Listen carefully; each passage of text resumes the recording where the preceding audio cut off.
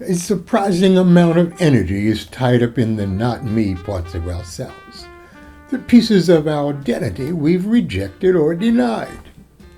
These hidden aspects are often linked to truths we believe would threaten our identity, our self-image, emotional safety, or sense of control. They're the traits we were taught we shouldn't have, the ought-nots and should-nots we've absorbed through socialization. They're the characteristics we criticize in others and can't stand to see in ourselves. But here's the twist. These not me parts are full of energy, power, and possibility. When reclaimed, we stop the drain they are, and they actually expand us. The negativity we associate with them, it's often not real, just social conventions. What if we could break those illusions and reclaim all that we've disowned? In this video, we'll walk through a powerful exercise to do just that. Welcome to Reframe to Reclaim. Unlock the power of your whole self.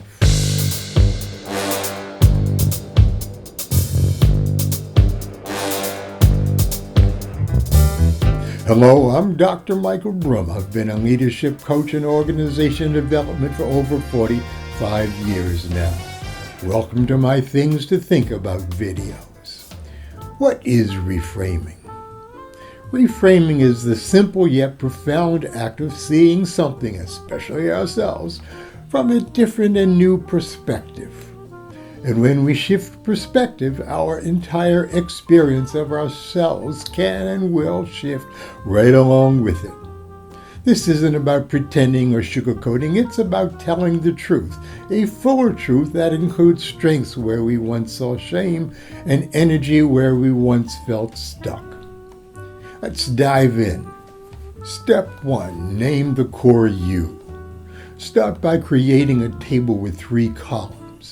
In the first column, list 5 words that describe important aspects of how you see yourself. Traits that feel true and valuable to your identity.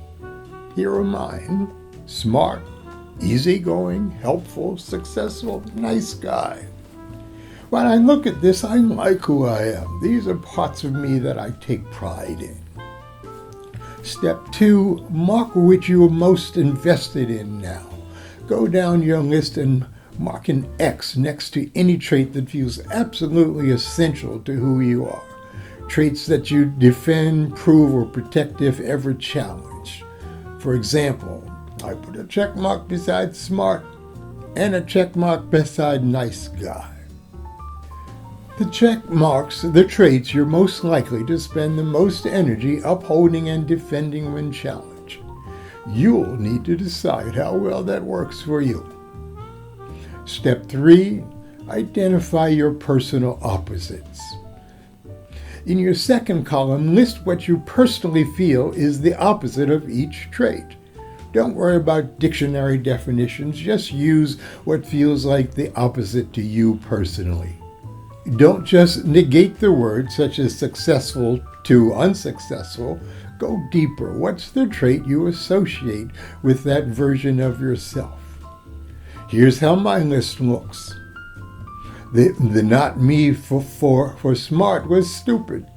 The not me for easygoing was uptight. The not me for helpful was insensitive. The not me for success was failure. And the not me for nice guy was mean. Those opposites are our not me parts, the aspects of ourselves we reject or avoid, and yet they live within us. Think about the times you've acted this way. How did you feel about yourself? We tend to expend a lot of emotional energy, guilt, shame, anger, denial, when those parts show up, and we often dislike others who display those traits. Because deep down they mirror something we haven't made peace with within ourselves. Now, step 4, we're going to reframe the not me. This is where the shift comes. We're going to reframe those not me words into something more accurate, more compassionate, and more empowering. Reframing means finding a word or phrase that feels true to the experience, but with a more neutral or positive connotation. Here's what I came up with. To reframe stupid, I came up with ignorant. To reframe uptight, I use frightened. To reframe insensitive, I use inward focus. To reframe failure, I used a learning moment. To reframe mean, I used protecting myself. I really had trouble reframing mean. The best way to reframe a difficult word like that, think of a time when you behaved that way. I remembered a time when I ended a relationship abruptly. She had been constantly criticizing how I dressed and how I expressed myself. I didn't say anything for way too long, and when I finally did, it came out cold and mean. Yeah, I was mean, but I was also protecting myself from her assault on my ego. That became my reframe. Now, when I feel that urge, I recognize it as a signal I need to speak up before I reach a breaking point.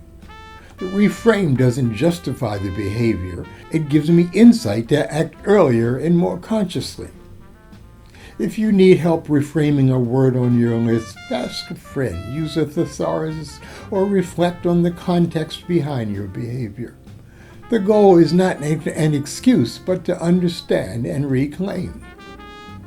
Step 5, let's reclaim the energy.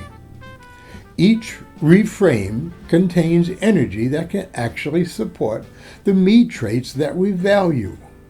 From ignorant, I can become smarter because it means that there's something new for me to learn. And frightened, I can protect myself and return to being easygoing. From being inward focused, I can take care of myself, which lets me help others without resentment. From failure, I can learn, and that creates greater success. From protecting myself, I can establish boundaries so I can stay being a nice guy. The polarity becomes clear. Each is an aspect of a whole. There's no top without a bottom, no heads without tails. These aren't enemies, they're pairs, partners, two sides of a single, full self. As a closing thought, let's think polarity, not negativity. We often think of our opposite traits as shameful or wrong, but we can consciously choose to see them as necessary and useful aspects of who we are. Just there's no up without down, there's no being kind without the capacity to be firm, no being smart without also being ignorant. These traits exist in relationship. They need each other for us to be whole. When we own our opposites consciously as polarities, we stop being unconsciously ruled by them as good and bad, right and wrong, which can set the stage for conflicts within ourselves and with others.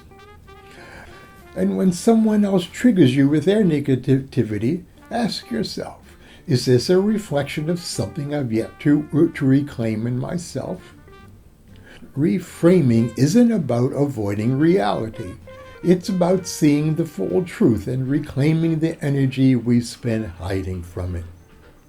Let's stop denying who we are and start reclaiming who we are, who we always were meant to be.